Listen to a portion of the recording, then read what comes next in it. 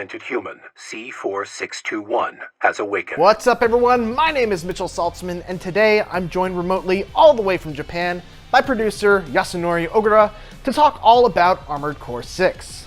How are you? Hi there, I'm great, thank you. I'm Yasunori Ogura from From Software, producer on Armored Core 6. It's great to be here. How long has Armored Core 6 been in development, and what has it been like for From Software to return to this franchise that was such a big part of the company for such a long time? So we have been cultivating development staff through our experience with recent titles, and there were many members of staff, including Miyazaki and myself, who've wanted to make a new Armored Core game for a long time.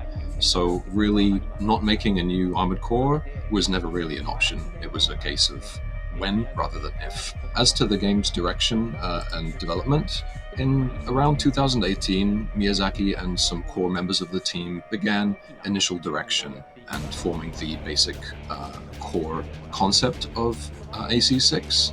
And after prototyping was complete, our director Yamamura took over on the project. However, as you know, we have several projects going on at the same time within the company, so we had to get an ideal allocation of resources.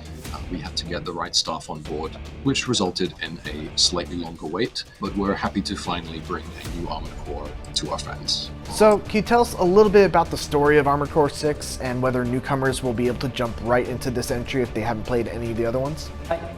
This is a brand new story and has no direct link to previous titles. AC6 takes place in a future where interstellar travel is commonplace, not on Earth, but on a fictional planet in a distant star system called Rubicon 3.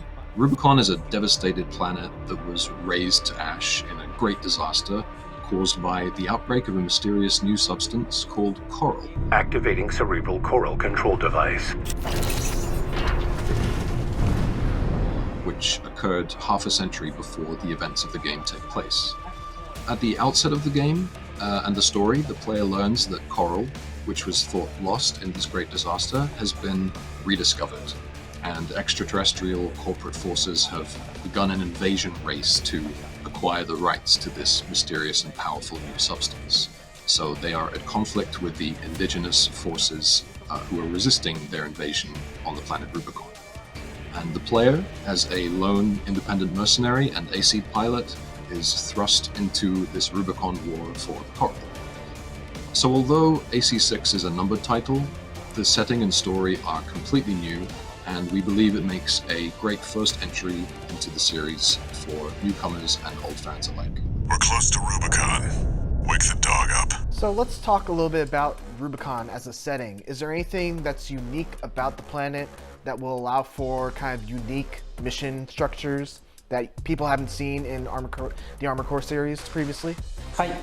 There are two things we'd like to convey to both newcomers and old hands to the series. Armored Core offers two unique game experiences. First is this dynamic, three-dimensional action that can only be achieved with mechs. And the second is the ability to customize your own personal AC by combining multiple parts and decorating it to your liking with painting and decals and the like. So these player-assembled, player-controlled ACs are able to fly freely through the air and handle multiple weapons simultaneously and turn on a dime, dash in different directions at once. This makes for a dynamic and very aggressive combat style that makes full use of the three-dimensional space. And we feel that this has always been an appeal of the Armored Core series and is an appeal of the mech action genre.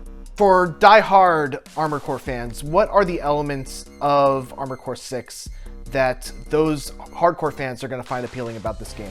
With AC6, one area we focused on was to make sure that the customization aspect is not just about parameters going up and down and numerical values changing, but how these changes are reflected in the feel of the action as much as possible. In particular, the leg parts, which control the AC's movement, you might have a tank-type legs that can perform drift turns, and this changes the very basic behavior and traversal type of the AC. We also made sure that the behavior of weapons, such as the way they shoot, how they recoil, how their projectiles behave.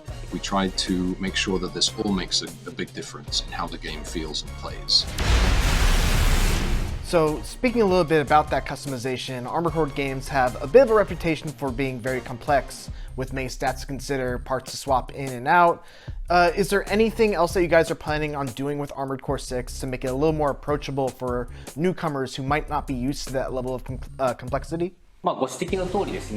As you mentioned, Armored Core has always been a game with many parameters and is a game where you can enjoy the complexity and depth it offers, but we feel it's also a game where you can enjoy simply by assembling your AC without thinking too deeply about it, and adjust the appearance to your liking and simply get out there and pilot it and take it into combat. That said, in regard to new players, we've taken careful steps with the onboarding and level design in the early stages of the game, so that players can deepen their understanding step by step, little by little, and work their way into that fun of the more complex parts.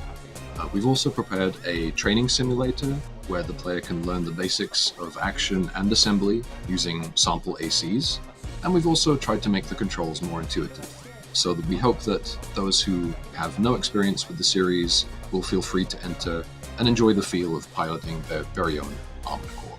Are there any lessons that you guys have learned over the many years you've spent developing the Souls games that you take into the development of Armored Core 6, even though they're kind of two very different genres? Armored Core 6 is an attempt to take both the knowledge and experience gained from the development of our previous titles and combine it with the fun of mech customization that the AC series has always embraced. And in this sense, we hope to create a new mech action game that is worthy of modern From Software standards. Specifically, we're developing this game with an awareness of the things that From Software has always embraced in its other action games, such as a intricate map structure, combat design that allows players to deal with enemies by carefully observing their movements, and the ability to overcome challenging situations with ingenuity and creativity. These are all, of course, things we've kept in mind with AC6 as well. However, as you mentioned, the basic format and genre of Armored Core is completely different from games in, for instance, the Souls lineage, so there are no aspects of the game mechanics or gameplay that can be directly observed. You ready to climb the wall? Can you talk a little bit about your goals with the combat design, and are there any kind of mechanics that players should know about that perhaps didn't exist in previous Armored Core games? In terms of points we focused on this time around, I would say that individuality of the melee weapons is one of the key points. Armored Core is mainly a shooting game at heart, and that's exactly why we had this policy of having more unique melee weapons this time around. So in addition to the well-known pile bunker and the cluster bomb launcher that you might have seen in the trailer, there are also a variety of weapons with different animations and more unconventional characteristics, such as a chainsaw and a laser lance, and things like this. In the trailer, you may have also seen a part where the core is deployed by an AC to generate a shockwave, and the pile bunker is then used against an opponent who is reeling back from this shockwave. This kind of building combos with multiple weapons aspect is an appeal of AC6's unique assembly and combat, and we hope the players will enjoy using their creativity and asking themselves, what combination of weapons can I use to create my ideal combo attacks and secure victory? So is there any one new thing, whether it's a mechanic or a mech part or a weapon, that you're particularly proud of and are excited for players to experience in Armored Core 6? I'd like players to mostly look forward to something we touched on earlier, which is this using their ingenuity and creativity to create a combination of their own making, and a combination of the various parts and weapons at their disposal. So for example, they might be dashing across the battlefield while shooting ballistic weapons and letting missiles fly in every which direction. These missiles will connect with their enemy, knock them off balance, and then they'll use their assault boost to dash in with a quick burst of speed and finish with a melee strike. This kind of player-created combo and their own unique combination of weaponry and mobility will allow for this new aggressive, offensive style of AC combat, and we hope this is something that reinvigorates the series and that new and old fans alike can enjoy. Multiplayer has always been a big part of the Armored Core series. Is there anything you can tell us about multiplayer in Armored Core 6? So I believe ACV was more focused on multiplayer as the last title in the series, but first of all, the main content of AC6 is positioned as single-player campaign mode where you progress through a more traditional mission structure. There will be an online PvP mode where players can compete against each other with ACs they have built and share their AC data and emblems of their own making with other users. But first and foremost, the story missions in AC6 are single player only. We would like players to go in there, become the lone mercenary lifestyle, and enjoy this aspect of the game first and foremost. We do hope to share more details about the online aspect at a later date, so please stay tuned for that. Let's see how far they can fly. On borrowed wings. All right, well, that about wraps it up. Ogura-san, thank you so much for your time. Armored Core 6 Fires of Rubicon is set for release this August 25th on PS4, PS5, Xbox, and PC. Thanks for watching, and for everything else, keep it right here on IGN.